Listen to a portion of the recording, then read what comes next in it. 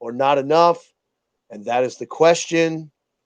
Welcome. And anybody that's going to watch this show later after the stream, appreciate you tuning in. We got the one part of the duo of the Go2Geeks. Lawrence is with us. Metarog will be joining us shortly. And what we're going to do is just show some Bronze Age Marvel books and just chat, just shoot the breeze. So, Lawrence, what do you want to open up? You got anything you want to tell this crowd of nobody? Oh, is it nobody right now? We got 0. They're probably watching No Face. We got 2. Oh, we got 2. We got 2. Wow. Okay, so we're really rolling in. I don't know. I guess thanks for joining us. And we'll try to be funny. We may succeed. We may not. I can't. I'm not. I'm no good at that. So don't like this show. Don't comment. Hate everything about it. That's it. That's the motto. I mean, you got to do the YouTube propaganda. Do the dance. Exactly. That's it. We got Charlton 66. Hey, what's going on? Hey, Steve, how you doing? And Michael Dodd. All right. Steve, me and Lawrence have been talking about doing a show with you in the future on all Golden Age. So put that in your hat or your pipe and smoke it for a while, and we'll talk to you about it on another day soon. But Lawrence, you want to start us off with a Bronze Age Marvel book of some sorts? Yep. How about Man-Thing number 5? Nice. Now, do you remember anything about that book? Honestly, Mike, I've read the entire series 3 times, and my memory stinks today. I know it's a Plug cover. Oh, it's Plug? Okay. And cool. I do know the reason why I cheated on this one, because we did this on our Power Records, and this is the same cover as the Power Record. Oh, okay. Oh, I love Man-Thing. Yeah. Now, I don't know about you, but I prefer Man-Thing over Swamp Thing because I just feel that it was always consistently written better. But that's just me. I'm gonna go. I feel about equal with both of them. I like them both. But after so many issues of Swamp Thing, it kind of started to deteriorate. We got Roger. Roger. Hey guys. Welcome. Started. Let me see. Let me get the correct. Rogers. Okay, so Lawrence showed his Man-Thing. It's only 5. I thought this would be a family show, so I'm bugging out otherwise. So Roger's gonna show his It. Oh, that's even. Which is it? Is it It or Man-Thing? I don't know. I'm done. I'm not. I'm going. I'll get really bad here, and we only do that on the Go2Geeks channel. Tell us about your book you got there, Supernaturals number 1. Supernatural Thrillers. This is actually an adaptation of a Theodore Sturgeon short story, and it's The Thing That Couldn't Die. It was kind of like a swampish monster kind of thing. Yeah. Nice. Let me. All right. I'm in an alternate location here, so I have to set up. Oh yeah, that's true. You got a nice. My wife is going to bed early tonight, so I'm moving over here. Oh. Okay, well let Night Tiger show a book. I was telling Lawrence about this before we came on. Have you ever read this one, Roger? I have not. This is Nick Fury in training camp. Ooh, the cool. Basic training camp of Nick Fury. It's a really, really fun issue. He's got a real hard ass sergeant that really puts him through the ringer. So it's fun to see that happen to Nick Fury. That's number 62. I can only imagine how hard he must be, considering how hard Fury is. Exactly. So if Fury thinks he's hard, this guy is like, he's just like a barbarian of some sort, I'm sure.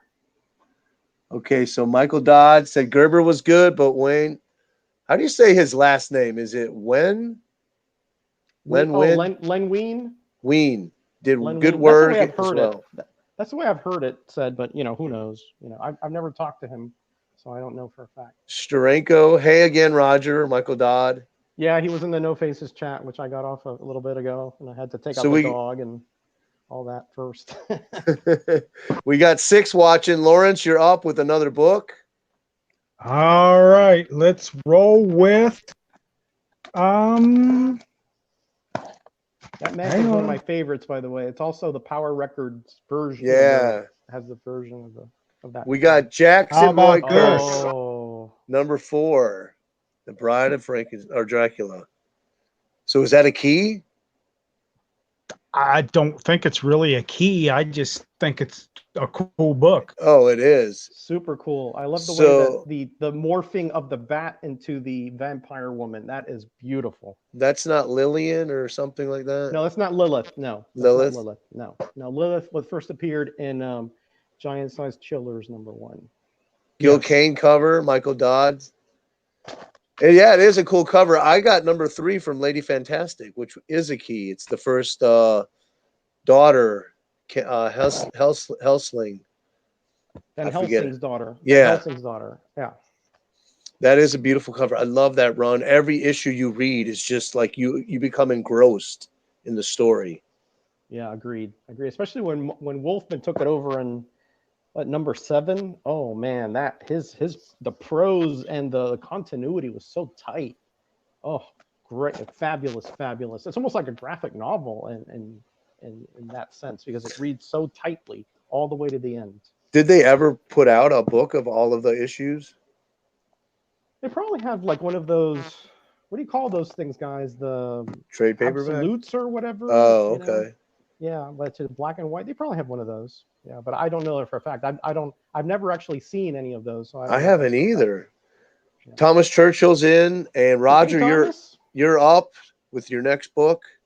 Okay, hold on. I'm just saying hi to Thomas here. He's one of the nicest men on YouTube. Okay, and Instagram too. And Instagram too. Yep, you're right. All right, I'm just going to continue with my supernatural thrillers. So let's go with The Invisible Man. Nice. I like that cover. Is that's Kane? That, let me see. No, I don't think so. Mike. It's very dynamic, though. It is. Of course, by one of my very favorite authors, H.G. Wells. Time Machine. Yes. And the Moon. Yeah.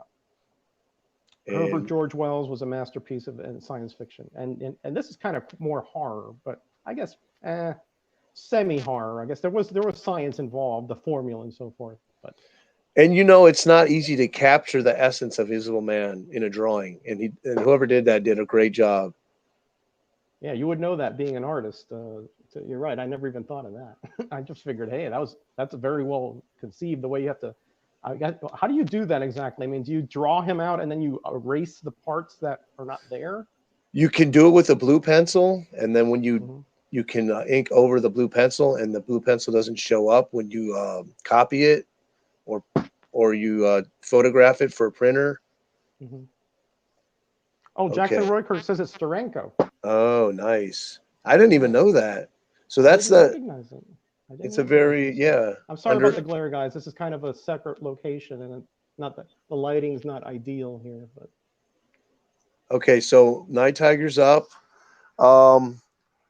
This is a book. I like when you talk in the first person. That's really cool. Yeah, I'll go with that, Roger. This is the one out of the run everyone likes to see, out of the Submariner run, the Thor battle. Ooh, yeah. And that's number 59. And it's a very, very cool cover. Very cool. Yeah. I'm sure this is Gil Kane. I have it here. Let me take a look. I cannot. But it's amazing how many Thor battle covers are in the Bronze Age. I think he's got more battle covers than he's probably. I don't think that's Gil Kane. No. I don't think so either, Roger. Yeah. John Buscema. That might be like Everett. Oh, yeah. It is. You're right. Yeah, I don't know any of them. That's Everett, because this. I have. He does a lot of them out of the run here. Yeah, starting in 50, he came back and did some. So I think Thor probably out of the battle covers would be number one. I think Thing would be number two in the Bronze Age. What do you think? Hulk, I put him in there as well. Hulk, You mean as crossovers or as just cover appearances like a battle covers? You got to go with the Hulk, man. I know, but I got a lot of Thor ones. I've seen a lot of Thors. I have seen Hulks too, but I don't know. I'm just guessing. About it. He definitely took on Iron Man in his run in the 60s, but so did Hulk. He took on Captain America. No, I don't think he took on Captain America. Can you remember one, Lawrence? No, I don't think he has, or at least not on a cover anyway. Not on the Isn't cover. it a Thor and Warlock? Or yeah, no, Thor Warlock. True. Captain Marvel. Warlock came into Thor's title for that. Captain Marvel. Captain Marvel. Yes, that's right. There's a Captain Marvel Submariner. I have it. I can show that if you want. Okay, well, go ahead and show one. When it's my turn, I'll show it. Okay, Lawrence, you're up. Lawrence is up. Okay, I got a little question for anybody. There's a little bit of significance to this book I'm going to show, even though this is a crappy condition. It's a little bit of significance. I don't have that one. Is that like the first Wrightson work in Marvel or something? No. No? That was a shot in the dark, Lawrence. I had no idea. That's a good shot in the dark. That's a very good shot in the dark. Does it have something to do with Steranko? It has something to do with Barry Smith. Okay. Oh, is that his first work? It's a Conan prototype in here. Oh, backup story? Chains of Darkness. What number is that, Lawrence? Number 4. Jackson Roy Clark's his first Conan tryout. Yeah. Yep, he's right. Michael Dodd guessed it also. Hey, that should be a much hotter book. Yeah, right here. I mean, look at that. Oh yeah. Oh, that's him. I mean, wow. Come on. That's him. Oh, that's really nice. That splash page is awesome. I'm going to be looking out for that book now. Yeah. That's number 8 or number 9? Number 4. Number 4. Yeah, I bought this for 50 cents, man. But it's ragged, but I don't care because of what it is. If you can read it, that's all that matters. Look at that left hand, the 3 nailed hand there. That is such cool depth to that. And is that fire breathing? Man, that is cool. That is a cool monster. Jackson Roy Kirk says it's hot because I can't get it. Yeah, okay. Hidden gem, Thomas Churchill. Yeah. I did not know about this. I must say, I heard about it, but I don't. I think I forgot. I've heard people talk about it. Mm-hmm. That's a nice one, Lawrence. That's a nice one. Okay, like I said, another one, buddy. Keep you in mind. Yeah, I will. This one's kind of crappy, but at least I have it. Yeah, who cares? I mean, come on. Who cares? Well, I'm not a super high grade collector 90% of the time anyway. Okay, Roger. As long as I got it, that's what I want. Oh, my turn. Okay. Yeah. And Roger, challenge. Let's see who gets that book first, you or me. I bet you it'll be you. I don't know. Unless it's cheap, I ain't getting it. Well, same the one here. You're talking about. There's the one you're talking about. The Captain Marvel. I think this is a Buscema cover. This is Captain Marvel when he had the white hair before he got the cosmic awareness, I guess. Yeah, I like the white hair. Yeah, that's because right. I did too. Got kind of store stamp on there. Somebody got it for. Can I interrupt you guys for just 1 second? Sure, go ahead. That Chamber of Darkness, number 4. I know where there's a copy at. Okay. And it's only 30 some minutes away from me. And how much does it cost? Well, it's at my place. Oh. Okay, go get it next time you're down there, man. I will, because if you both need it, then I guess we can have a little bit of a contest on it or something. Yeah, flip a coin. Heads for him, tails for me. Whoever gets it. No trivia. No trivia though, because I'll definitely lose. Oh. Hey, I didn't mean to interrupt you on that, Roger. But no. Put that back up there a second. Yeah, leave it up there. Put that back up there a second. All right. Sorry. I always dug when they drew the legs like that, when they kind of bowed like that backwards. Yeah, like almost like yeah, like almost like Now who did the cover? I think that's Buscema. I think I would agree uh, with you on that. probably Jackson Wright, Roy Kirk will figure that one out too. But Now, Roger, do you ever do this? Do you ever look at the store stamp, and when you can read it, kind of Google to see if the store is still in existence or where it's I sure at? Or, do. I sure yeah, do. that's But I can't fun. make it out. I can't make out where this is from. It's somewhere in New York, Brooklyn, New York, but I can't make out the address or the name. So, but like Bub loves to get the bonnet stamps. And is that near you, Lawrence, that bonnet bookstore? No, I've never even heard of it. Oh no, okay. It must be in northern Ohio. All right, so Night Tiger's up. Night Tiger's up. Night Tiger's up. Oh, I love that. I love this little series. Oh man. The art in here is so good. So good, isn't it? Oh, it's yes. beautiful. Beautiful. I'm so upset because I cannot find my 169. I have I don't all have it the either. others. I had Same it. here. I had it. I can't find it. Oh. It disappeared like maybe while I was in Florida. I love like the rooster thing on the top of his head. Yeah. Yeah, that's the Haitian voodoo. Yeah. The I used to know a little bit about this, but the high priest or something, they were, had rooster motifs. Yeah. Yeah. Yeah. And you can see the rooster claw. It's a really funky series. It's really kind of off the beat, kind of, Yeah, but it's just one of those you open it up and you're like, oh my goodness. You just, stupendous. Absolutely stupendous. Okay, we got the go-to geek. He's up. Go to the geek. Go to the geek. Nice. Okay. Now let me tell you about that book. I found it in the 50-cent bin. Probably Lawrence did too. Honestly, I don't remember if it was 50 cents or $1, but it doesn't matter. Oh wow. Yeah, it don't matter. You splurged on that one, maybe.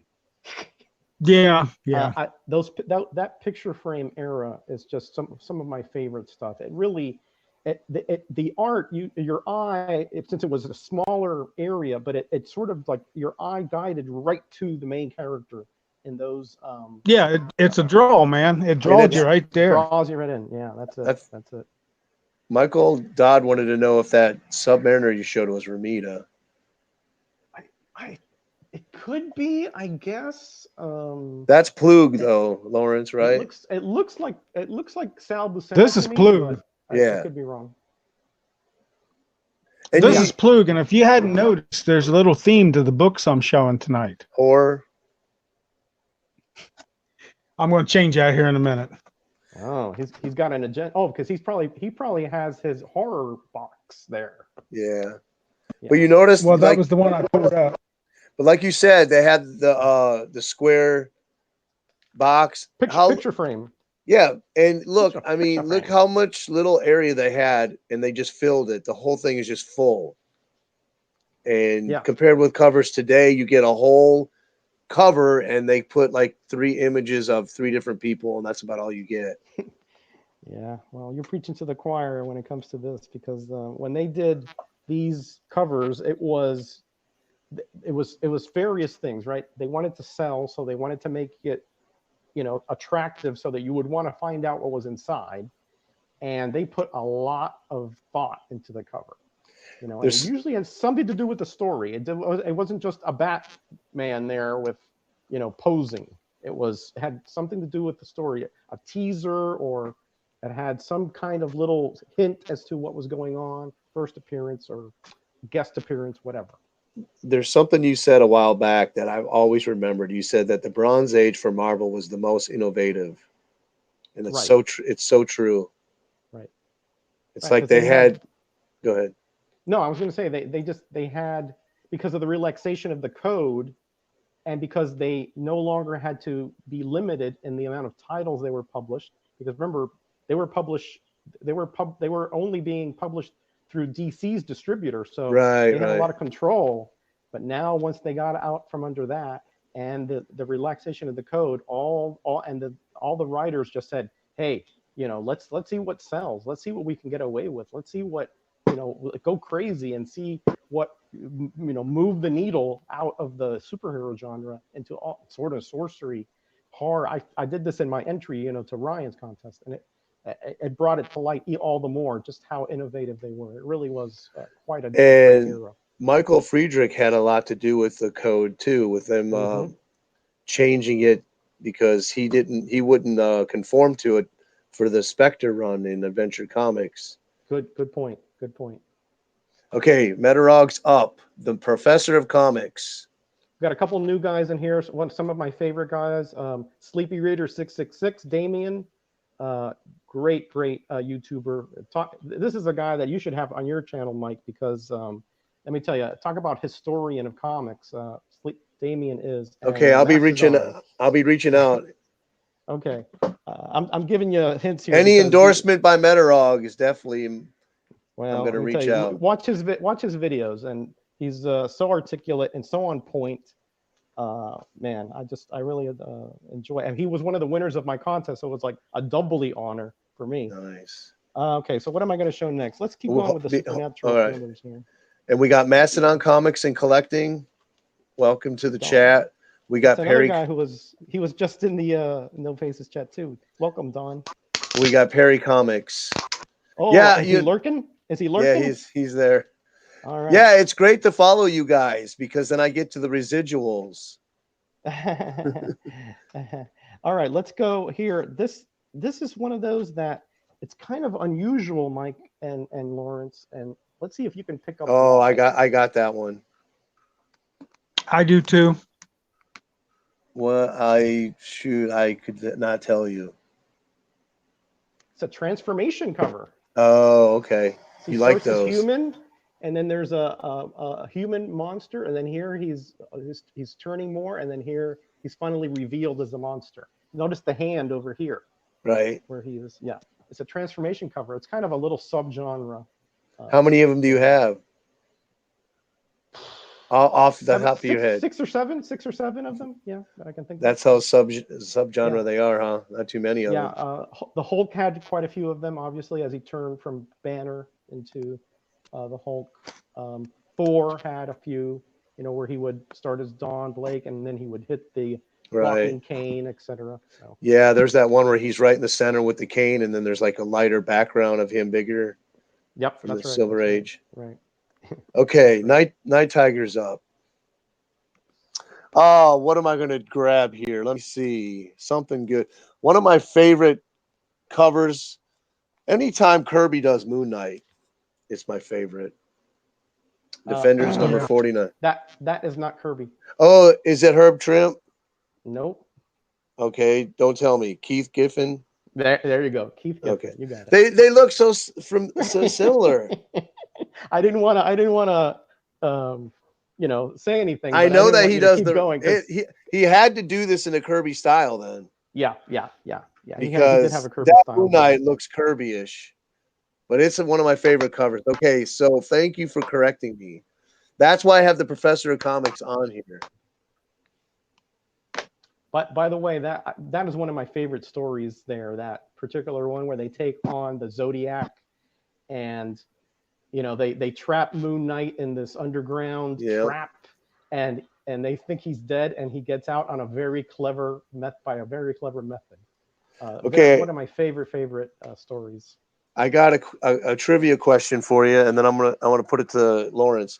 How many teams and what were they that Moon Knight was in? Let's see. He was on West Coast Avengers. There you go. Avengers. He was in the Defenders briefly.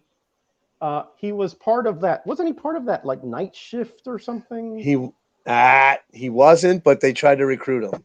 Oh, they recruited him. Oh, geez, he got me in a technicality. Solo Avengers number 3. Backup. He fights the Shroud, and the Shroud tests him to see if he's worthy to be a leader. Worthy. That's right. Very good, Mike. Very good. I just read that. And then I tracked down the first appearance of Night Shift, and I found it for $1. Wow. Captain America 330. Yeah, that's right. I like. What was interesting is that I think Lawrence has these. There was a character. What was he called with the guy with the shovel? Digger. Digger, right? And he was the host of Yep. one of those horror comics, right? Tower of Shadows. Tower of Shadows. Yeah. Yep, that's Stranko right. opened that run up with the issue 1. I just got Yeah, that one. yeah.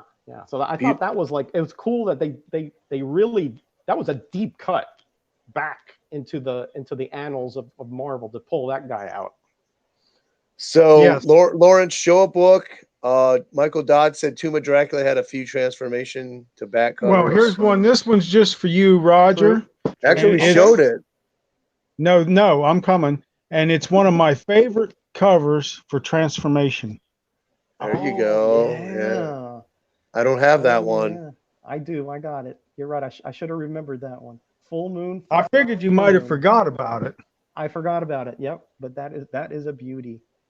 That is a beauty. Yeah, I think actually now that I think about it, I think Man Wolf has one too in Creatures on the Loose. I think you're right. Yeah, I think Lawrence, that rings a bell. Lawrence, are you watching the chat on your other device? I'm trying. I was wondering if you want to experiment and maybe turn it off because you're getting like a little bit pixelated, not a lot, but a tiny bit. Well, that's probably because everybody in my household is using internet. Oh, okay. All right. I just wanted to let you know that I can shut the other one off because I have to look across a long ways to see it anyway, and my eyes don't allow that. If I shut it off, it might actually straighten it up a little bit. Jackson Roy Kirk said he never noticed that was Giffen either. Oh boy, I'm not going to sleep tonight. I pulled one off on Mike and Jackson Roy Kirk. I know. I always thought that was a Kirby cover. I'm patting myself on the back right now. Sleeper Reader 66 is any Hulk transformation covers. I think I pulled 2 Hulk books out of in here somewhere, but I don't think they're transformation covers.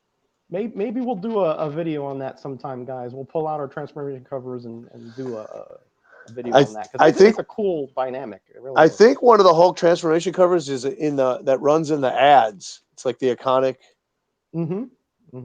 cover. Well, Hulk #1 is a transformation cover. So. From the first series, or yes, oh, okay, yes, I know that one very well. You know that one because it's in somewhere in his collection. So would it Giant Man like growing? Would that be transformation from small to big? I would consider that. Yeah, sure. Okay, Lawrence, Roger, you're up. There you go. Oh yeah. Well, first of all, I want to acknowledge some people here in the chat. Okay.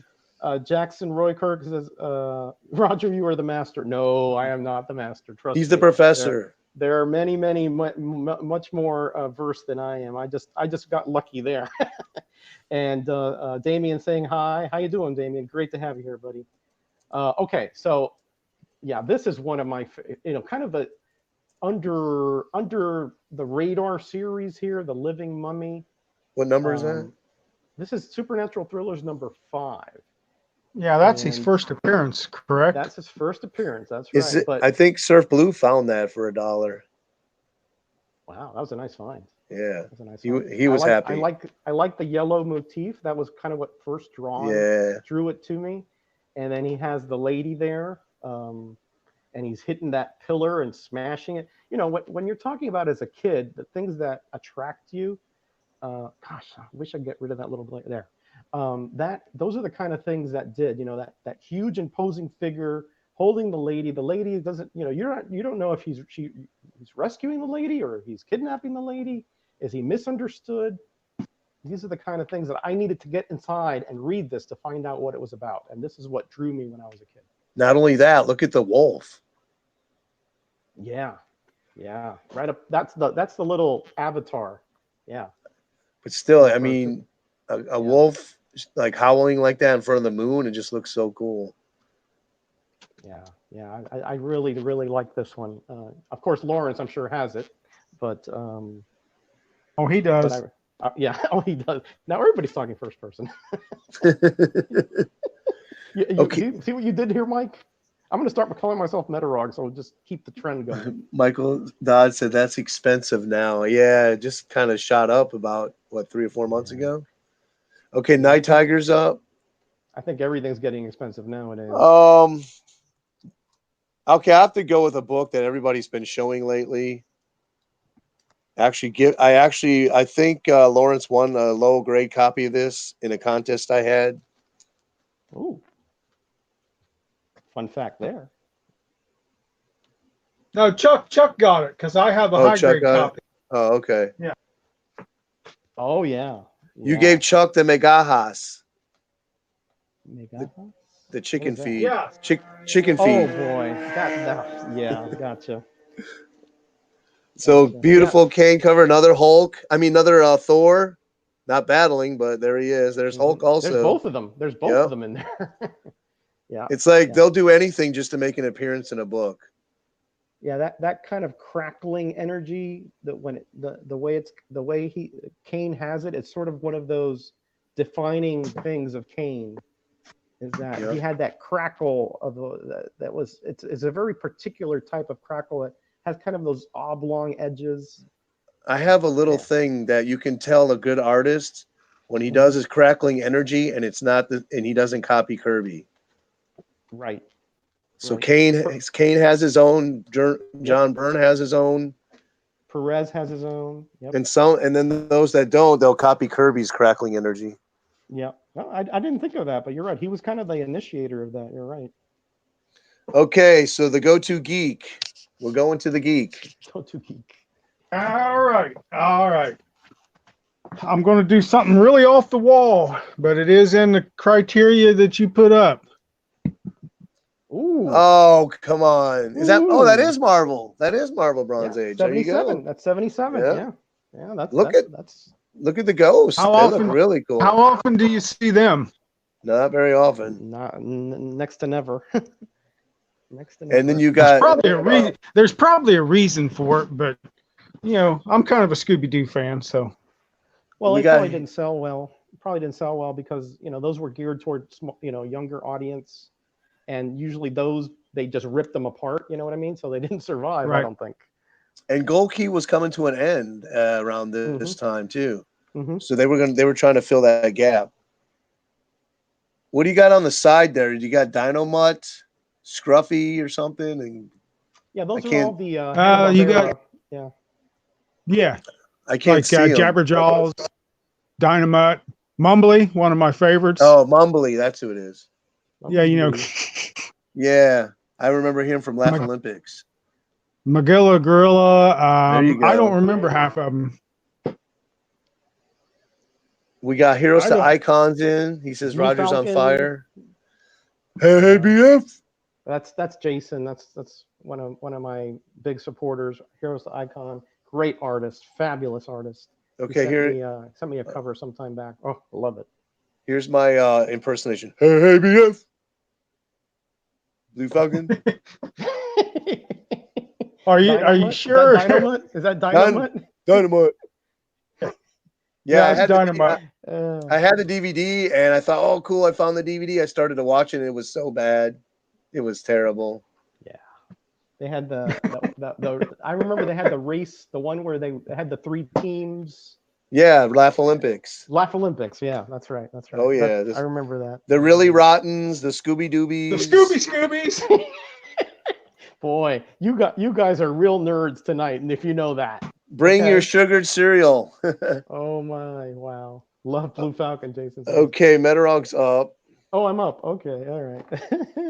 You know what we had for dinner tonight, Metarog? Oh man, I forgot the name of it. Arroz con gandules. Will you put the fish in the lemon juice and let it cook the fish? And you put a hot pepper in there and onions. Ceviche. Yeah. My wife made it for the first time. Oye, me tiene que invitar ahí a comer un poco ceviche de dominicano, hombre. ¿Qué pasa? Yeah, it was good. She put too much of a hot pepper in it, though. I could barely eat it. Oh, you Anglos. My wife says the same thing. Oh, you put too much, too hot. All right, here we go. This is as far as I can remember, the first super villain titled. Oh, yeah. Actually, the first one was actually Giant Size. Yeah.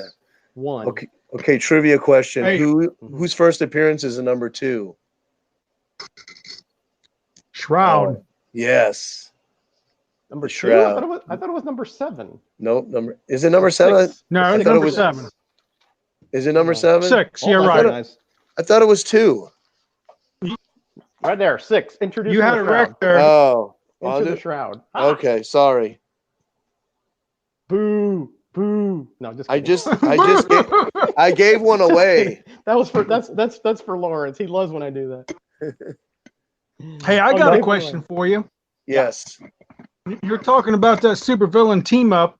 Mm. When was the actual first supervillain team up for Marvel? Fantastic Wow. Four. Was that like a Marvel superheroes or something? No, supervillain team. You mean Was the it- giant No, it size? was You talk about supervillains. Fantastic Four. Fantastic Four number 6. Submariner and Doctor Doom. Oh, there you go. Okay. Yeah, that's true. Yeah, that's true. They had a lot of villain team ups in that book too. Mm-hmm. That's true. That's right, because they took on the Mole Man, then the Skrulls, And then who Medusa Doc- was then the Submariner, and then Doctor Doom by himself. Yeah, I think you're right. That's the first time. Yeah. in 36. I have the book, so you know. Of course. Of course. There's no way I'm going to argue with that. Okay, is Night Tiger up yet? I think Night Tiger's up. Metarog says Night Tiger's up. Let me see what Night Tiger's gonna pull up here. See what I did there? I'm gonna pull up something we haven't seen yet. Title. So love this cover. Ant-Man, Hulk, and a giant rat.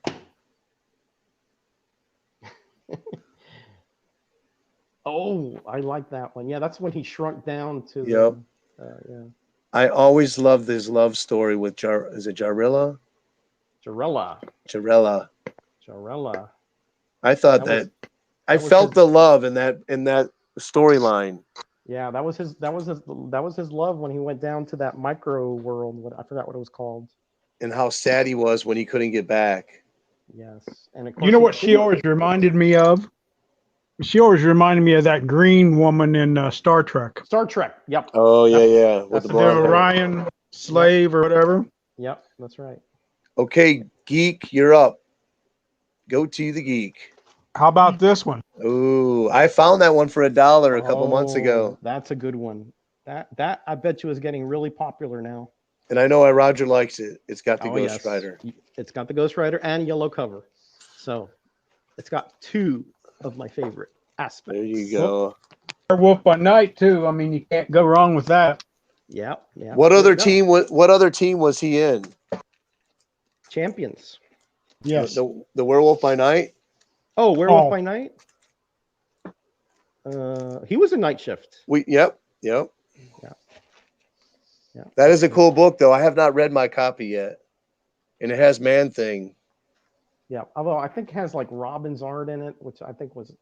Don't. See, you shouldn't have told me that. Now I'm not looking forward to it. I think it does. Somebody maybe in the chat will look it up, but I think that's who it was. Hey, we got Scott Neely in the house. Oh, nice. And my buddy from down in South Miami from my old stomping grounds. Hi, Elia Comics Bro. ¿Cómo estamos, Raúl? Un placer tenerlo aquí esta noche, hombre. So, sorry, I revert to Spanish sometimes when I. That's okay. Just slow down so I can understand it. Listen, I can't speak Spanish at any speed, but ludicrous speed, because that's how I talk with my mom and my brother and all that. So Susan Oliver was the girl on Star Trek. Susan Oliver. Wow, good Yes. one. No, Michael. That's for Michael Dodd. I tell you, we can't pull anything on Michael Dodd. I figured Jackson Roy Kirk would get that because I'm sure he got his name from the Changeling episode. That's right, Jackson Roy Kirk. Yeah, that's right. Scott Neely said he thought you were speaking in tongues. No, just the initial. Onset of the Holy Spirit, but after that, no. Hialeah Comic Bro says rapido. Rapido. You got to roll that R. Actually, you're pretty good at rolling that R. I have to admit, rapido. not bad for an Anglo there. Not bad at all. Son of Satan #1. I've been trying to find that book. I found. I have it on my want list. Gosh, I wish you'd have told me that. I just got rid of 3 copies. Oh man. You got to give Lawrence your want list. Yeah, I You have a remember long that list. deal I did, Roger? Oh, I didn't know that. I thought it was all 90s stuff. No, there was some extra Bronze Age doubles that I threw in there. Oh, you didn't tell me about that, or else I would have told you he needed one. Well, I just never thought about it because you know I knew you had it, and Yeah, everybody else yeah. I knew had it. Yeah. Next time, and don't get rid of anything without passing it through us first. This is our filter here. So, Jackson Roykirk there commented you found him out. So we found him out. We figured him out. Okay, great. Hijo de Satan. Yeah. Hijo de Satan. El hijo el hijo de Satan. But let me tell you something. You just found his first full appearance, right? Is that what you told me? No, I found his first solo. Oh yeah, that's right. His first appearance was like Ghost Rider 2 or something. Yeah. I don't have that. Yeah. I didn't buy it though. I got to go back and get it. Hopefully no one else gets it. Get it. It's isn't he going to be on that streaming show or whatever? Yeah, I know, but it's like 45 minutes away, so. Oh, well, that's a long way to go. Yeah. Interesting character. You know, when I wasn't allowed to get this at first because of this, Satan. They thought it was a demonic thing, right? And my parents, and then the neighbor had one. My next door neighbor had one, and I took it to my parents. I go, look, he's actually a hero. He actually is battling Satan. He's actually, a guy who's trying to, get away from his past. In other words, from his, the sins of the father, shall we say? And I convinced them, so I got to keep Son of Satan. So he's the opposite of the prodigal son. Yeah, exactly. He's a very complicated character. He does have moments where he gets he loses control and he just goes berserk. But essentially, he hates Satan. The character is similar to Raven from the Teen Titans. Yeah, that's right. Trigon, I think. I never thought about that. Yeah, you're right. You're right about that. Okay, so anyway. Night Tiger's up. Why not another Ant-Man? Oh yes, nice, very nice. Okay, I'm going to test you guys. What was Whirlwind's? What did he do for a living? He was a chauffeur driver. For who? Yes. For who? For Janet Van Dyne. That's right. Yeah, Lawrence knew that too, because we've talked about little weird things like that before. How the villains always had some kind of tangential connection. I know, and these, and they were so dumb they could never figure it out. I mean, come on. Yeah, exactly. Like he was always there with with the chauffeur was there. Like Puppet Master was Alicia Masters' father, and there was always relationships involved in not almost all, but a lot of the villains. We got Comic Collector. He says, "What's up?" And we got 14 in the chat. Nice. Love the herb shrimp cover on Ant-Man. I know. Yeah, good call there, Damien. That's right. That is a herb shrimp cover. You're right. Good call. All right, so Lawrence is going to put one up for you. These guys in the chat. We got knowledgeable, but these are not ham and eggers in the chat here. These are top flight guys. So what do you think of that? Okay, Lawrence. Oh yeah, you got the Power Warlock number one. Protective. Oh yeah, that's another Gil Kane, right? Yeah. Yeah. And a picture frame too. Is that supposed to be Man Beast back there? Yeah. Okay. The Animen.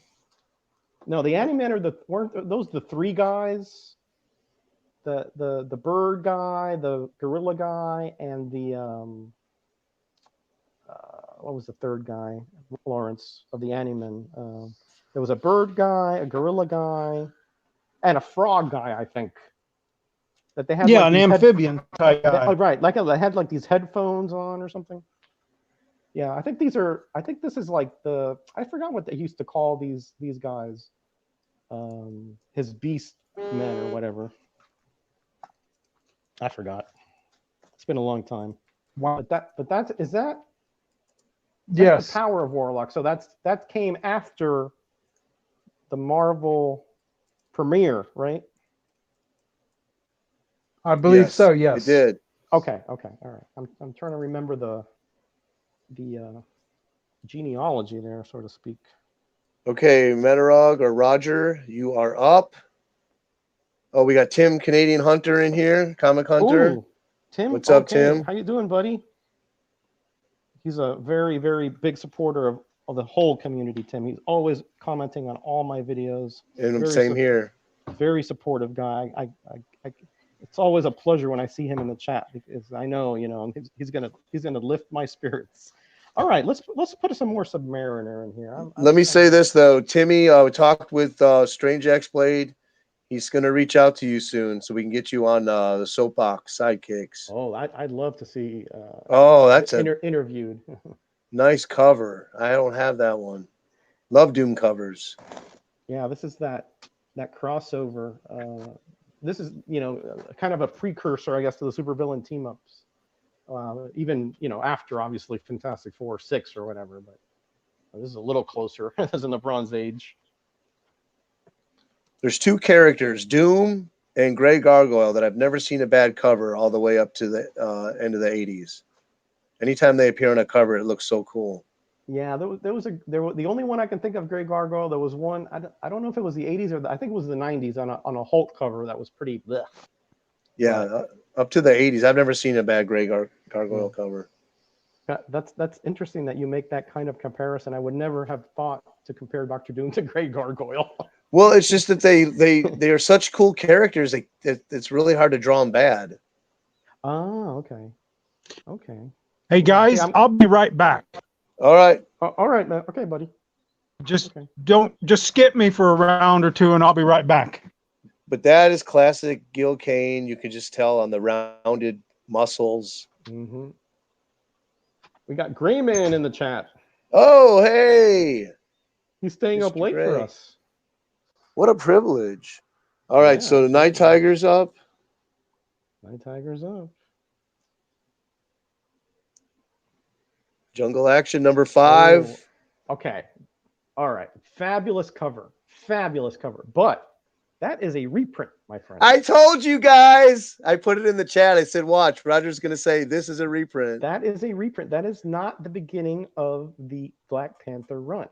Now, this is one of my pet peeves, right? Because I see everybody like, I don't know, do they read the comics? Because it's an Avenger story. It's an Avengers 60 something. I have it, but yeah. Why is that book much more expensive than 6? I don't get it. I don't know. It has a Dynamite cover, though. I have to admit, Dynamite cover, a real big action, the whole bit. Mm-hmm. But I'm like, those are the kind of things that drive me insane, because I mean, I'm so story oriented, and then the value of that is I don't have it, and I didn't buy reprints.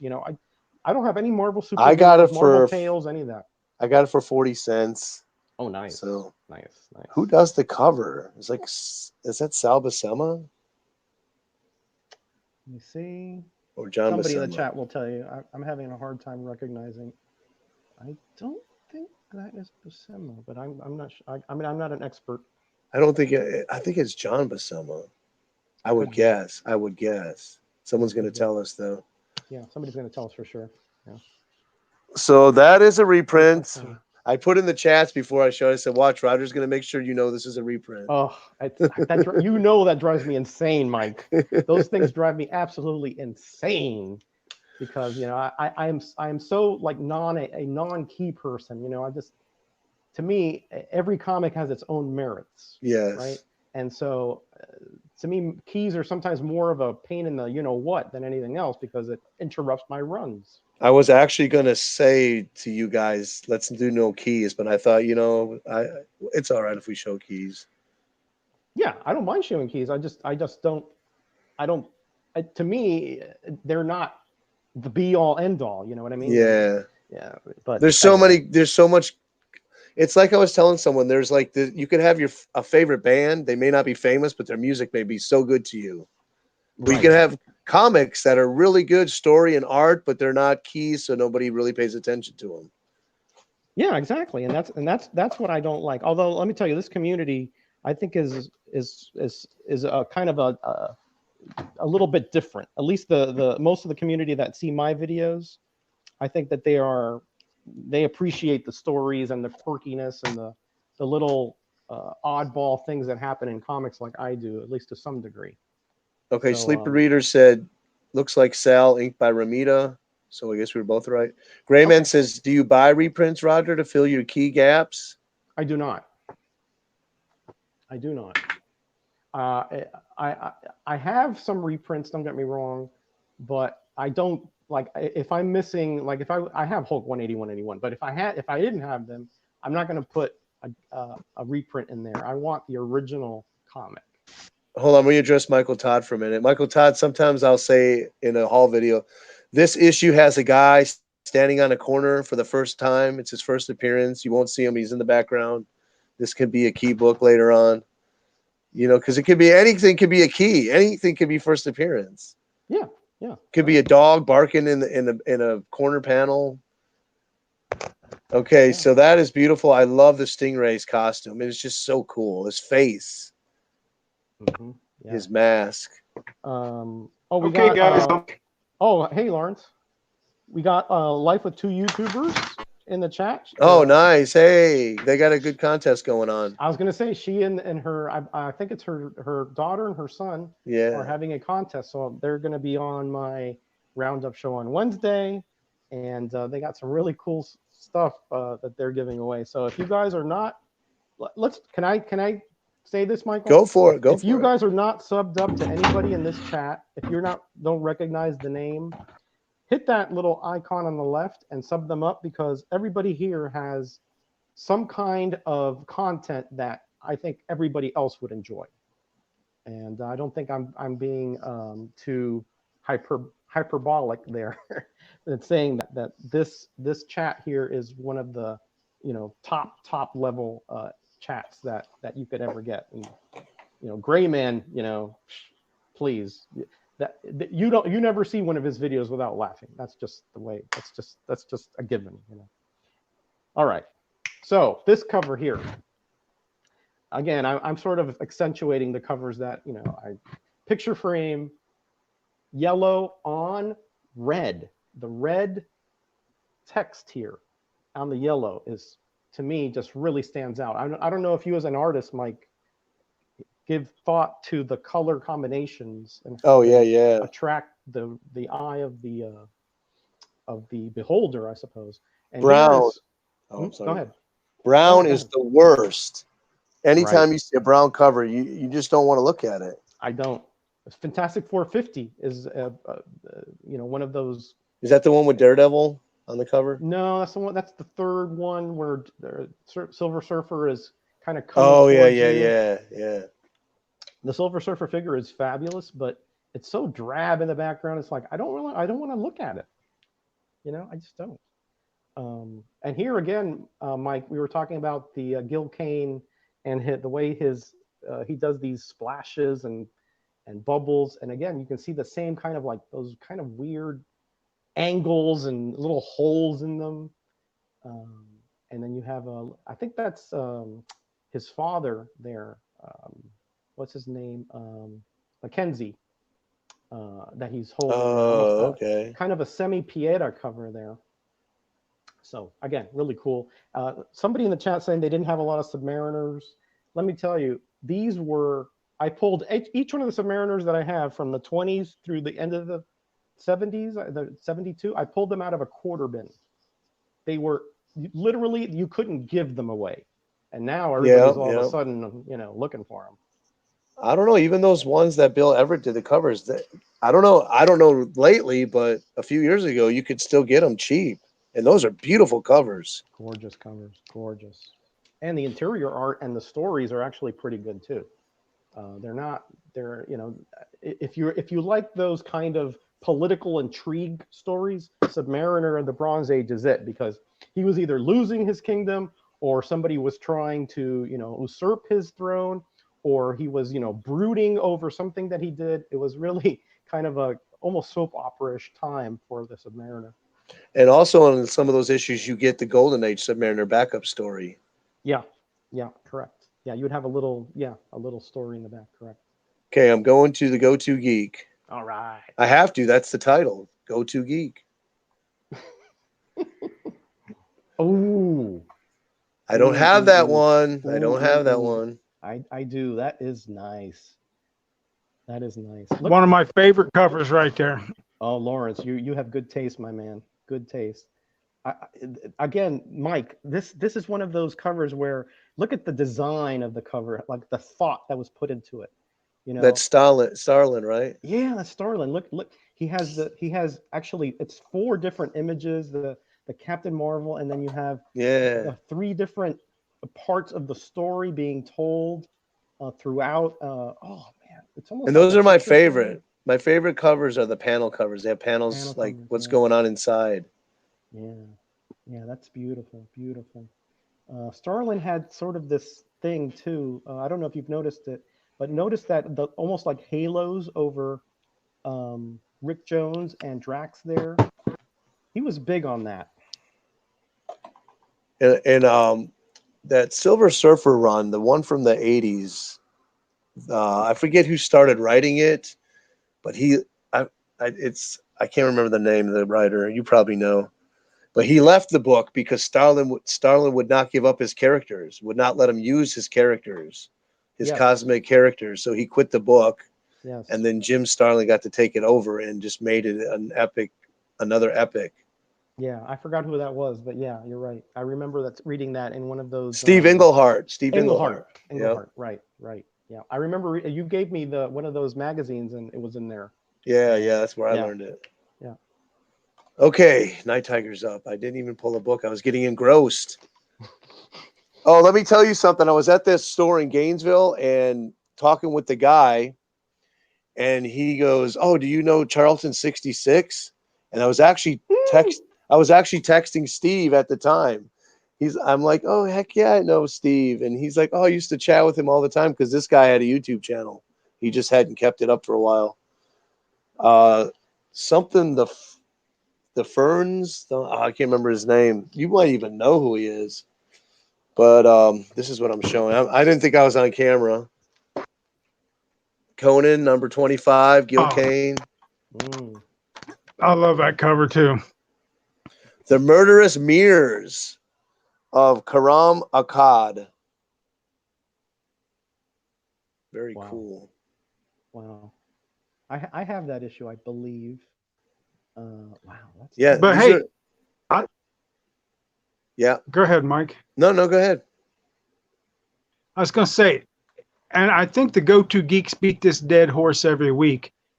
There's hardly any covers in the Bronze Age that's not cool. Just like That's that right true. there. Exactly.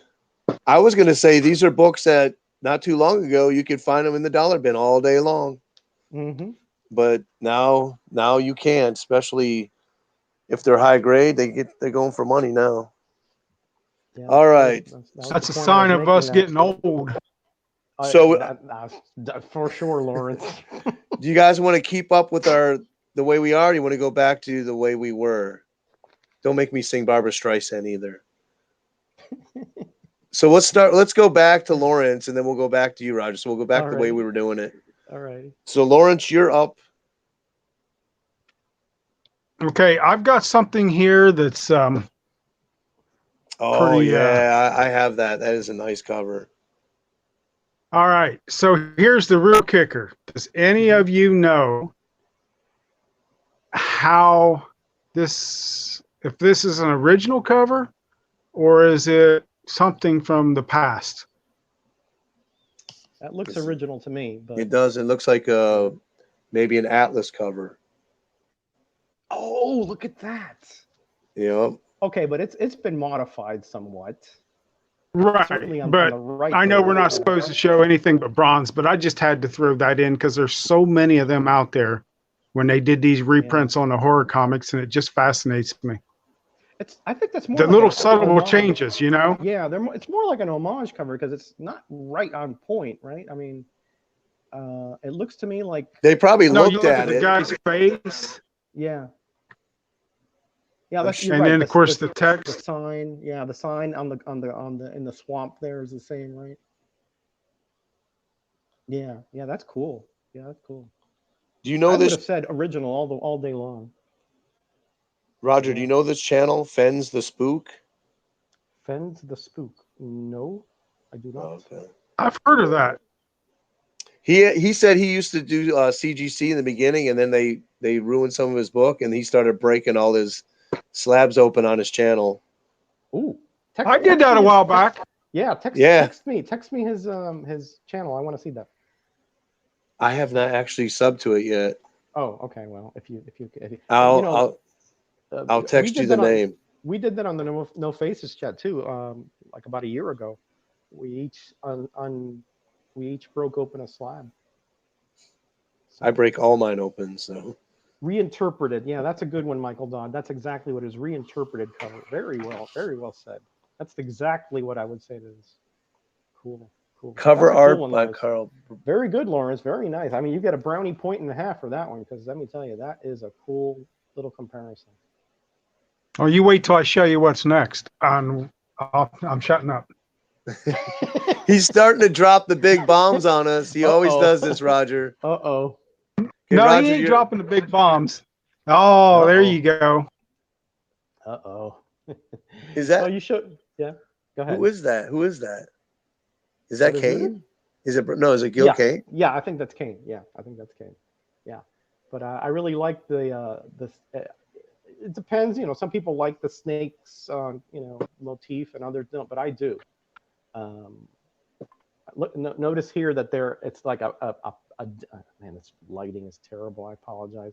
There's snakes coming from everywhere, from the bottom, from there, and he's got that wrapped around his arm. Very cool. And a white background, which you didn't see that much in the Bronze Age. Every time I see that cover, it reminds me of another cover with the serpent, and I cannot remember what issue it is. Mm-hmm. The villain. Hey, we got Cobby in the chat. How you doing, NYC? He is everywhere tonight. I mean, hey, comics. He has been on so many chats tonight. I tell you, we are bringing in some superstars here, guys. Okay, so Lawrence is showing horror. Let me show this book. So Night Tiger's up. Tiger's up.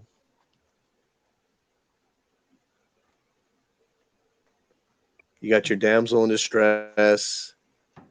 Oh. You got your Frankenstein monster. Ooh. I don't know who does that.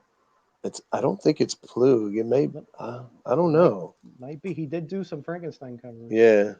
Didn't he just do the early ones though, Roger? I'm not sure. That doesn't look like Plug. Yeah. Yeah, I don't know who it is. Someone will tell us. Yeah, somebody will tell us in the chat. Somebody will tell us. But regardless, that is neat. I mean, yeah, I like those damsel in distress covers. And it is a brown cover, but this is probably one of the better brown covers I've seen. Because it's not all brown. It's not a dark brown. Yeah,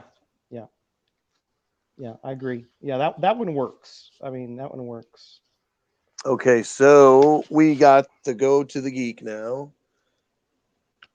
You know that little snake thing you was talking about, Roger? Yeah, the snake motif, yeah. Anybody that don't like this art. Bruner, I got that one. Man. Oh, no, that's number one. I don't have that. I could have bought that for $25, and I passed on it. Nice. Signed by Frank Look Bruner. at that crap. Oh, man. Look at that. Get that. Rub that stuff off. 66. Have a good night. Oh, good night, Steve. Thanks for joining us, buddy. Yeah, I passed on that for 25. I'll never forget that until I find it again. I love that Doctor Strange Bruner run. Okay, good night. Damien has to go, and who else has got it? Somebody else had to go. Oh, and Steve. Yeah, we already said that. He's got to get some dinner. Oh, listen. Look at this statement from Heroes to Icons. I'm in the Twilight Zone. I definitely need to do some bronze research. These guys, the books you guys are showing are great. And thanks, Jason. Yeah, a lot of stuff gets overlooked. Yeah, from the Bronze Age. In the Bronze Age, yeah, sure does. I think it's one of those dynamics, because since that's when we were collecting, as kids, we bought these. A lot of us bought these right off the 7-Eleven rack or the news agents, or LCSs came later in the 70s. I don't know if you guys had any LCSs in your towns when you were young. but I didn't see one until 1979. So most of mine came from the 7-Eleven spinner racks. Most of mine came from my cousins. They bought them, and then they said, "Here, you can have these." Oh well, that's the You best want to know way. what's That's the best way. you guys are going to dog me on this, but a lot of mine come from the spinner rack that's sitting in my room. That's right. That's right. I remember that story, Lawrence, about that. That was what, a drugstore in your town? Oh yeah. It was a book.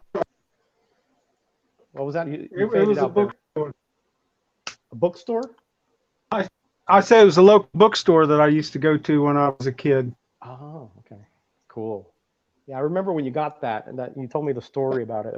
That was so incredible. I mean, I was so excited about it. Such an amazing story to be able to get the spinner rack that you got your books as a kid. I mean, man, that's one in a million, man. Life with YouTubers said, explain to me silver versus bronze. Well, silver was Marvel started in 61 with Fantastic Four #1 up to 79. Like Roger said earlier, their distribution was kind of chained by DC. DC owned the only distributor in the United States for comic books. In the late 60s, they got out from under DC. And go ahead and explain it to her. You can do it, articulate a little better than I can. I'm gonna go to you too. Show a book.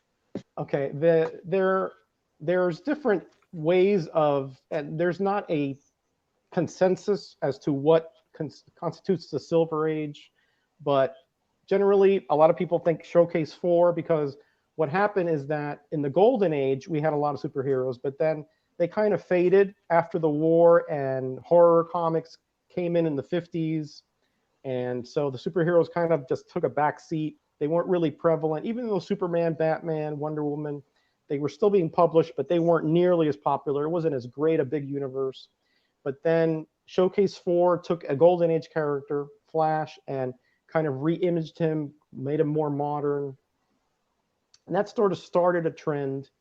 But Marvel started in 1961 with superheroes. Previous to that, it was just mystery, monsters, things like that. They didn't really have a superhero component. They had some prototypes. So to me, the Silver Age starts there, 1961. And that is the reimagining of heroes that were in the Golden Age, but with different powers and different dynamics. They were more relatable. They had families, they had troubles, they had issues, just like you and I do. And from the silver to the bronze, that transition is a little bit murkier.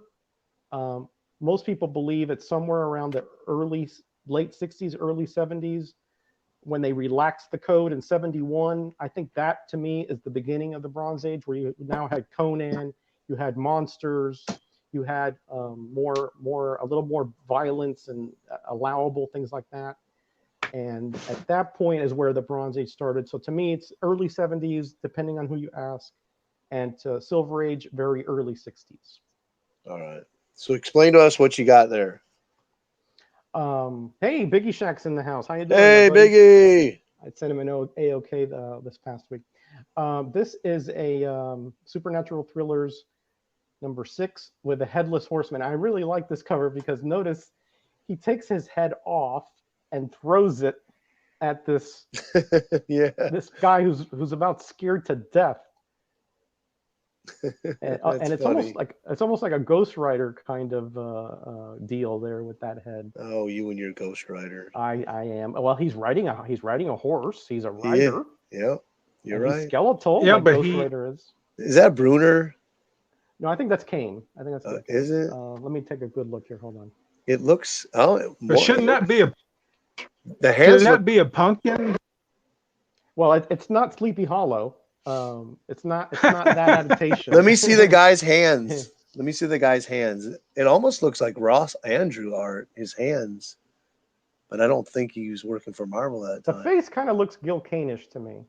Yeah, and the nose. Yeah. All right. I'm sorry about the light here. It's just terrible. It's not too bad. But maybe somebody in the chat will correct this. Okay, yes, thank you, Metarog. Sent the first OK. Bishop, Cameo.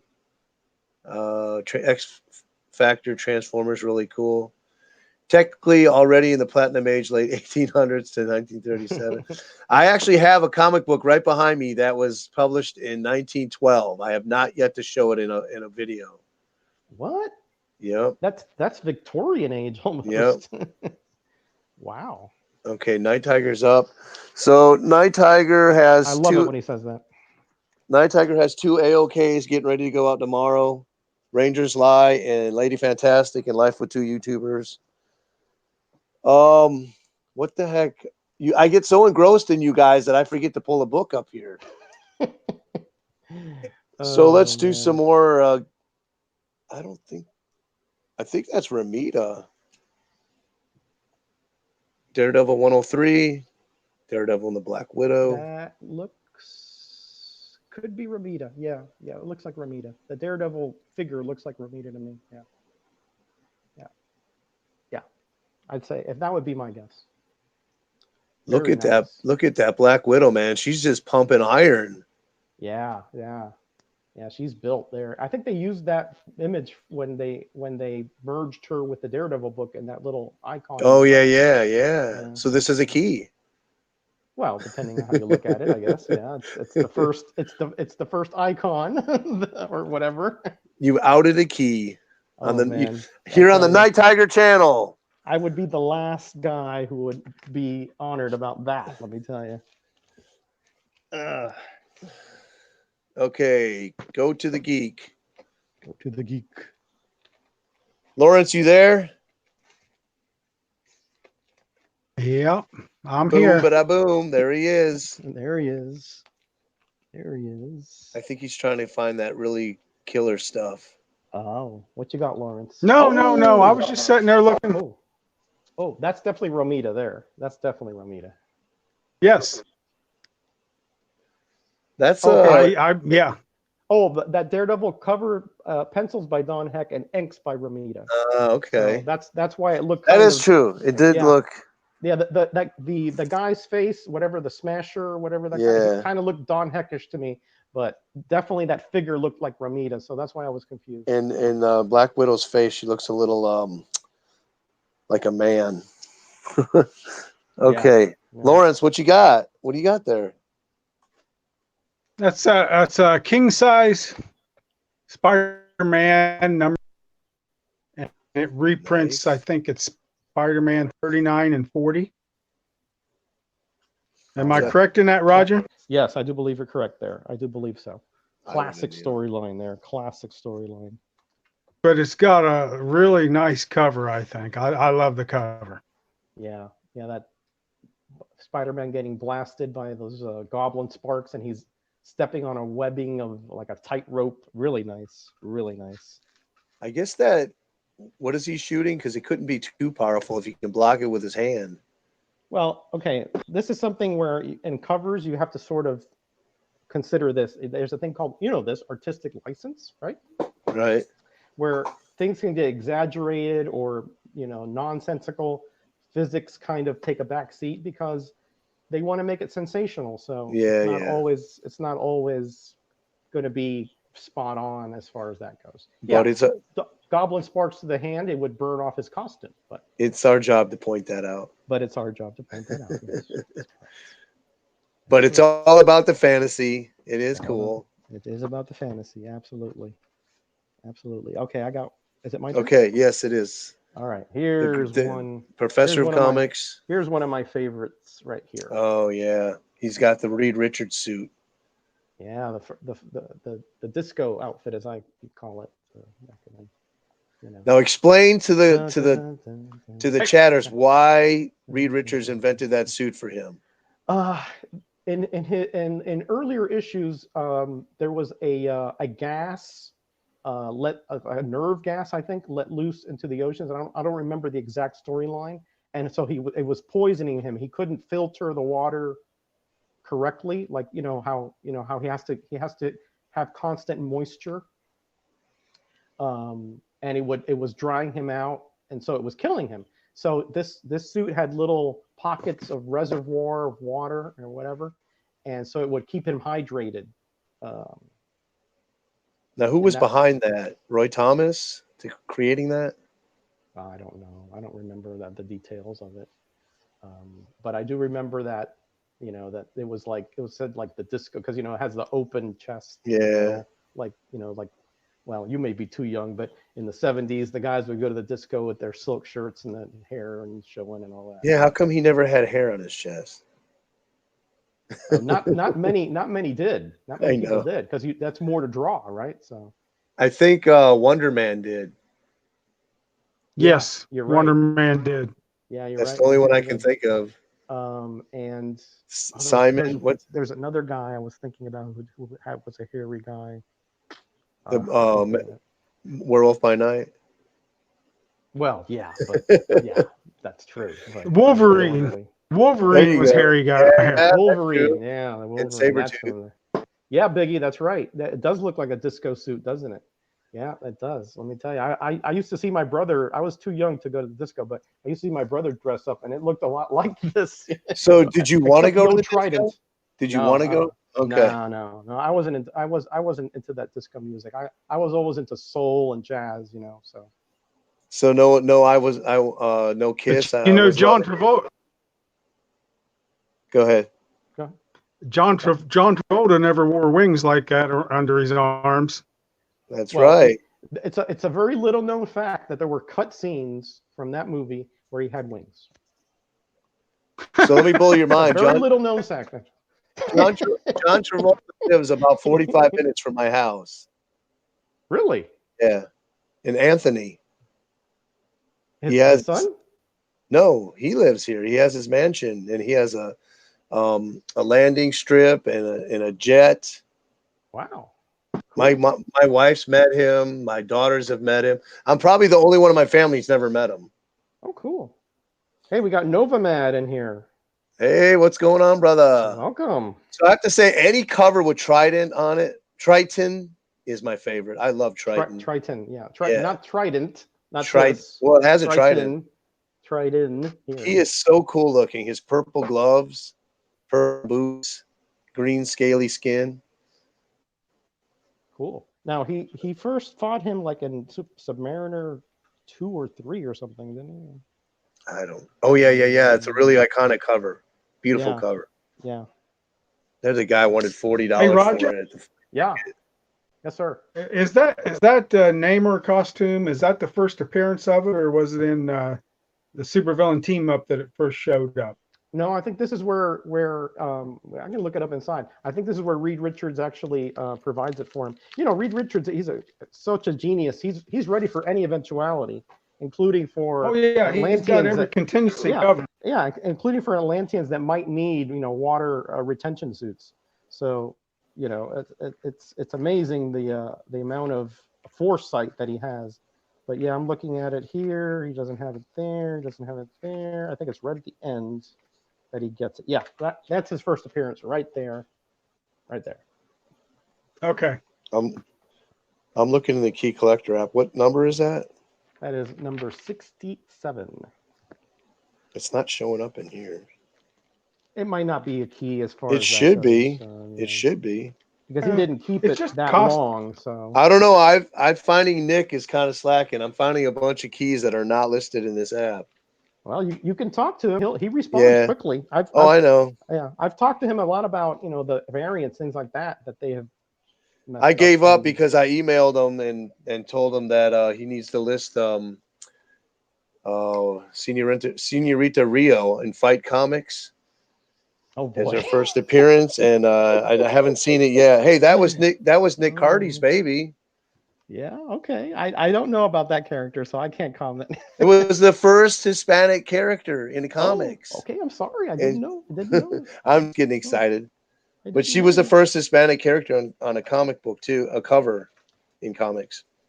Senorita Rio. Yeah. Before Zorro? Really? Wow, cool. Okay. I didn't know that. Okay, where are we at? Oh, we're at Night Tiger, and once again, he hasn't pulled the book out. Oh, so I'll just pull the top book. Come on, Night Tiger, get on the ball, bud. Get on the ball, babe. First appearance of the Gibbon. Oh yeah, ASM 110.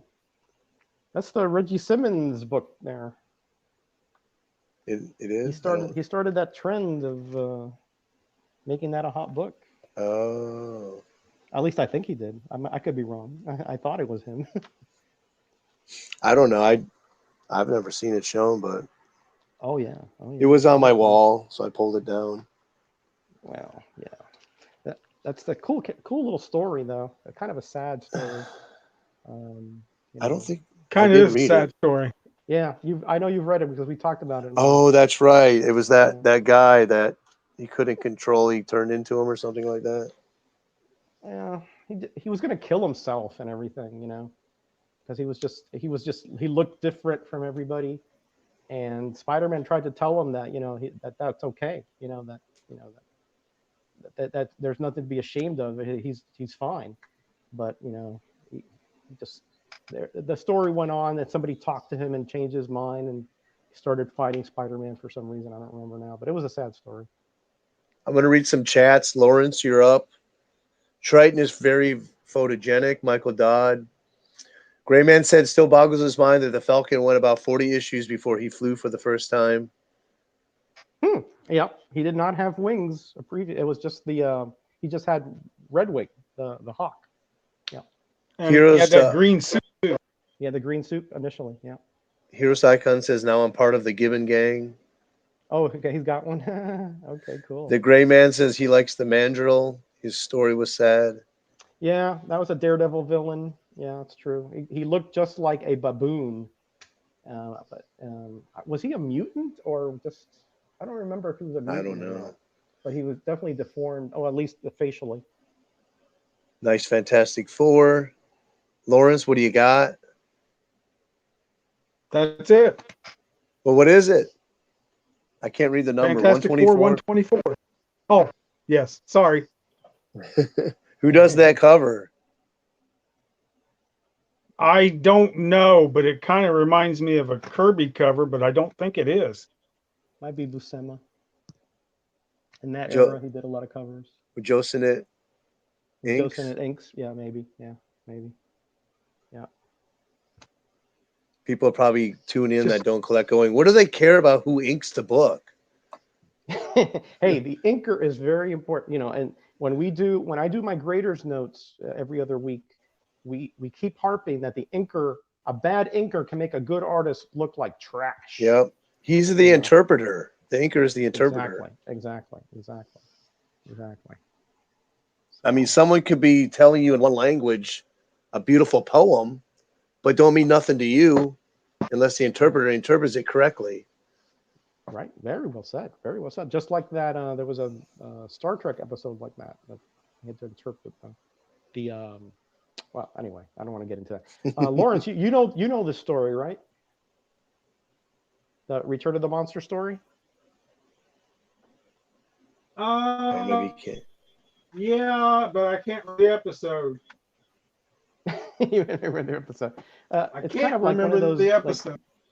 It's kind of, I think he was misunderstood. He was like robbing things, and they were thinking that he was just a monster, and really he was a family man trying to cure his wife from a disease. See, I didn't know that. And they were trying to, but he couldn't talk, so he was having trouble communicating. Yeah, interesting little story there. Very interesting. Okay, Roger, you're up. And I just want to make a point to you, Roger. Sometimes, as us weirdos, we come up with these things we think about. The other day I thought, I never heard the word interloper until I read a comic book. Interloper, yeah. Yeah. Right, me either. It's not used, right? It's not used. I mean, how many times would you use that? Never. You're looking for a conversation to insert it.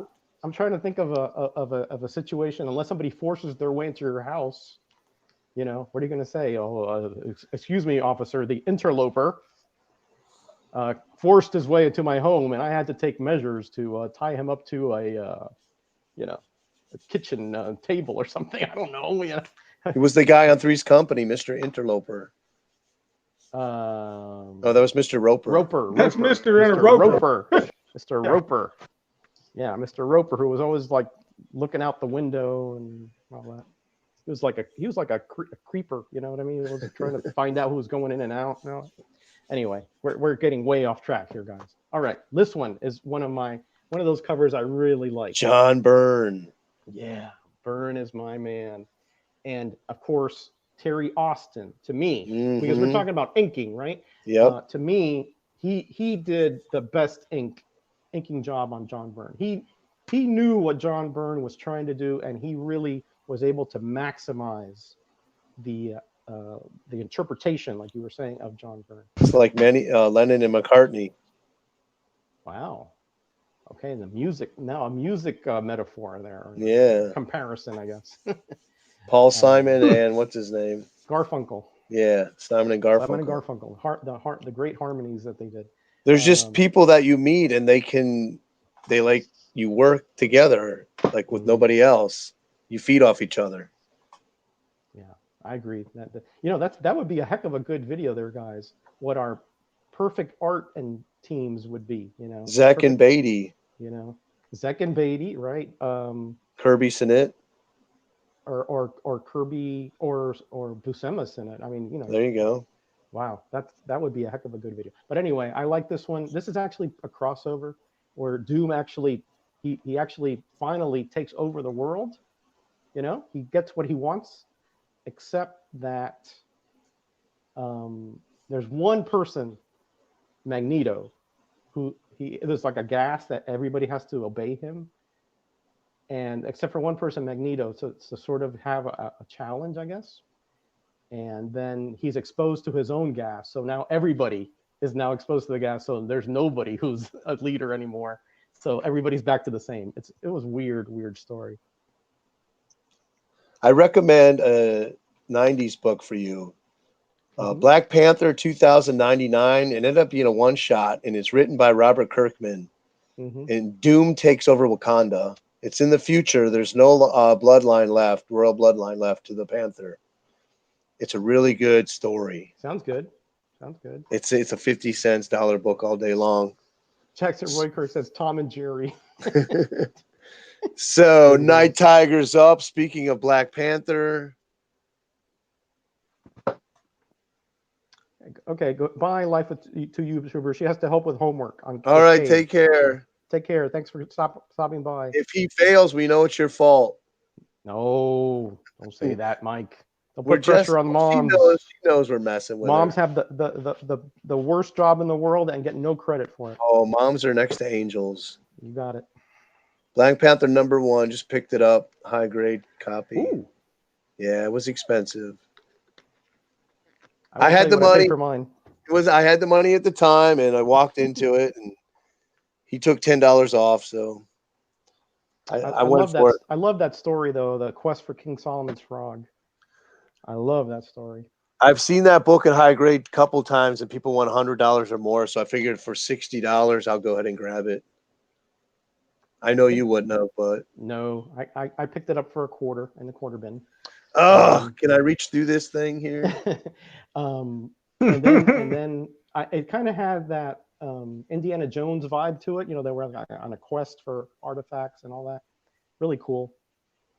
So Life with YouTubers, she said, ha, ha, ha. So I talk to her quite often, so she knows I'm joking with her. Oh, okay. All right, so who's up? Lawrence, you're up again. You're up to bat. Lawrence? And I got to go in about a couple minutes, guys. All right. Can any? Well, we'll close it. We'll do one more book each, then we'll close it out for the night. That's good. That'll work, yeah. Lawrence, you froze up on my screen. Oh. Alice Cooper. Ooh. Yeah, I'm looking for that book. Oh, hold on. Don't tell me. Oh, my gosh. I know. Oh, sorry. I know who did that one. We didn't hear you. Did you say who it was? No, I'm thinking. Okay, you only got a minute. Oh, I know it. It's on the tip of my tongue. I can't get it out.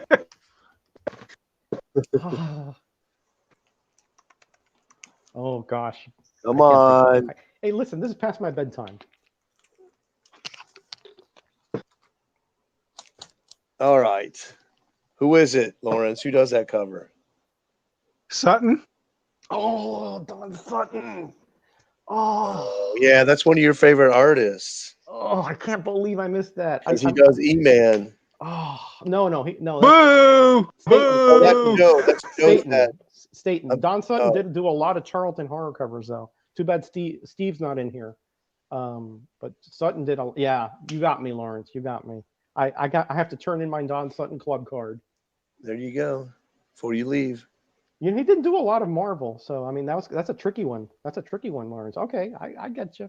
That's what, and you don't see that book in the back. I haven't seen that in the back issue bin ever. I don't think. Is that like a hot book? Because I got a feeling that's got to be like the I only think Alan Cooper. I think it is. It's kind of like a cult favorite book. Mm-hmm. All right, Roger. Yes, you're right on there, Mike. Right? I mean, Alice Cooper. I mean, at this point, what is this? 1979 or so when this came out. Yeah. Yes. Yeah. I mean, I got a feeling this is like pretty early on, right? So. All right. So me. Oh, you know, I pulled a Night Tiger. I did not have a book ready. I was ogling that one.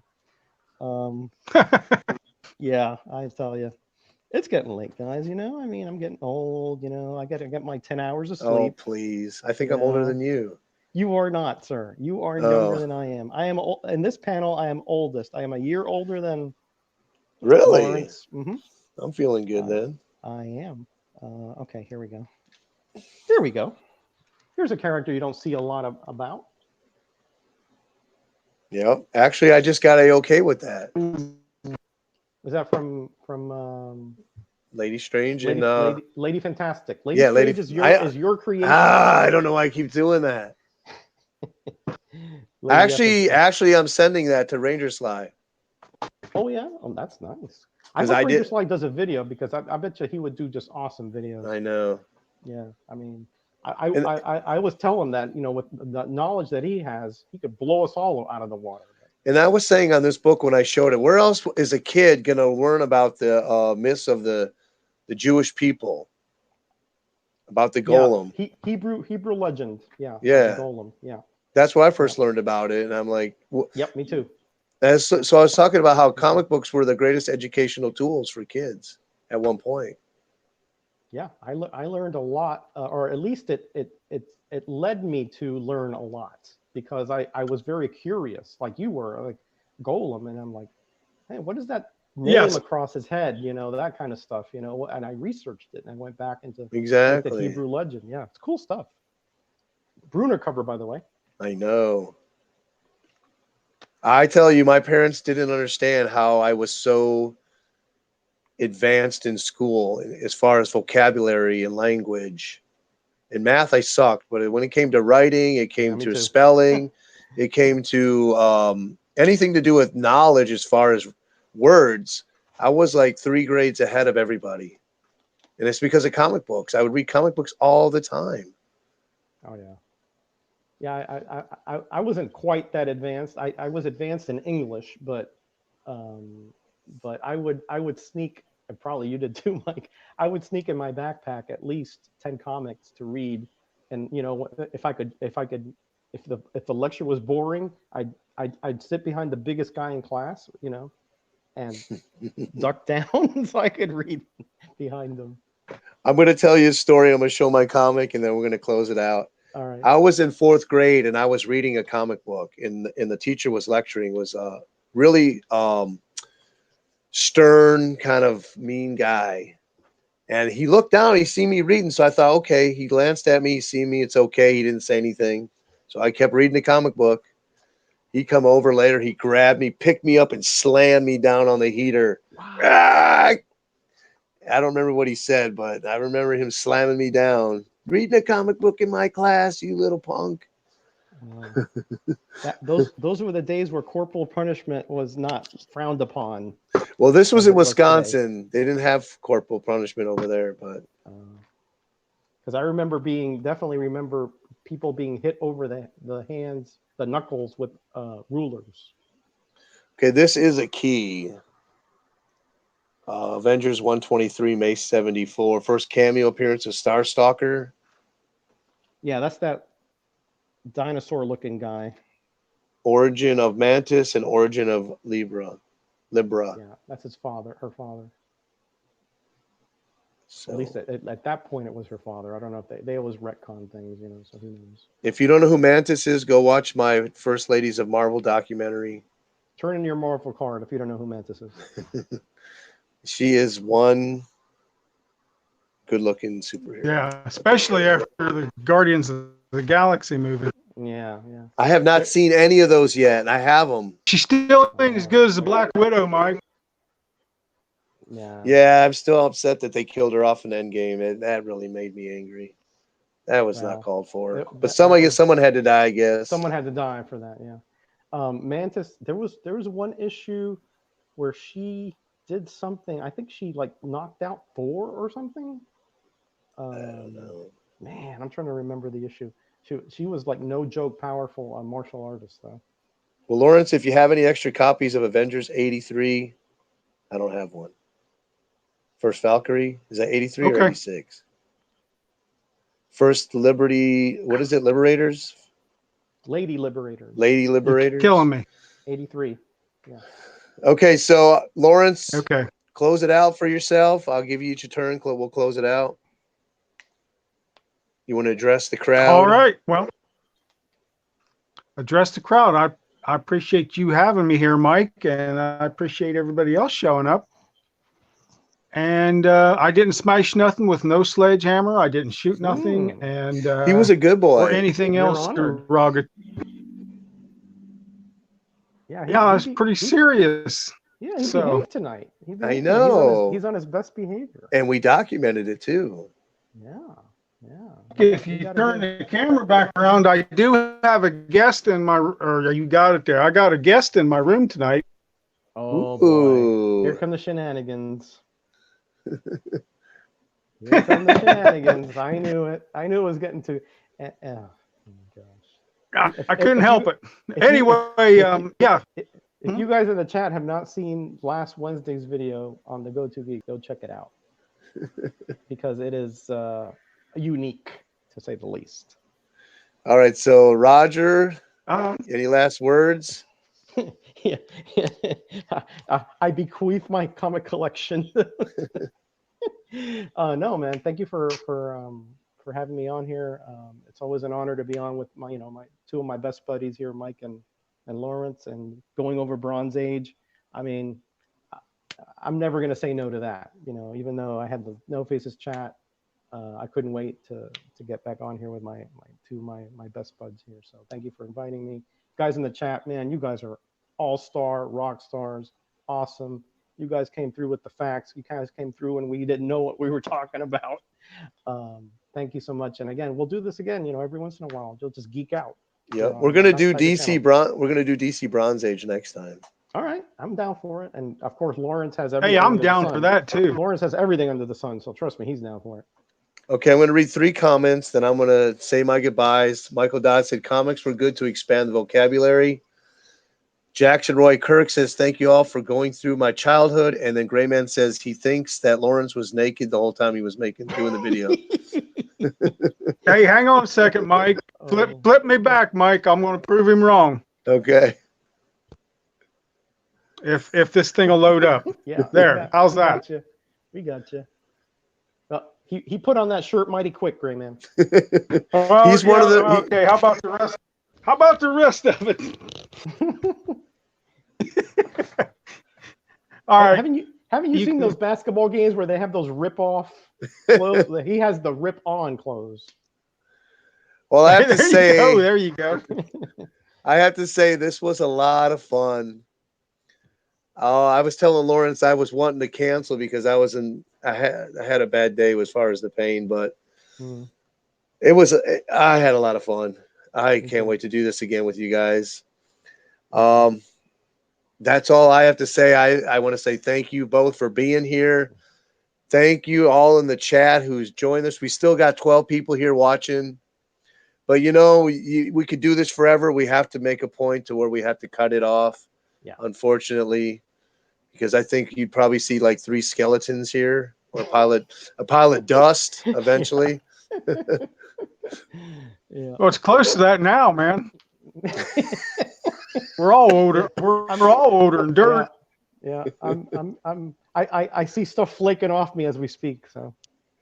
Oh, so they said you ruined it by showing yourself with clothes on. So everybody, take your shoes off. Y'all come back now. We're gonna close it out. Next Sunday, we're trying to get a Soapbox Sidekick interview. So hopefully that will happen. If not, we'll do another episode of Too Many Comics. And I'm gonna try to do an episode following the No Face Chat every Monday if I can. So everybody, we're gonna just close it out here. We're gonna say good night to you. Good night.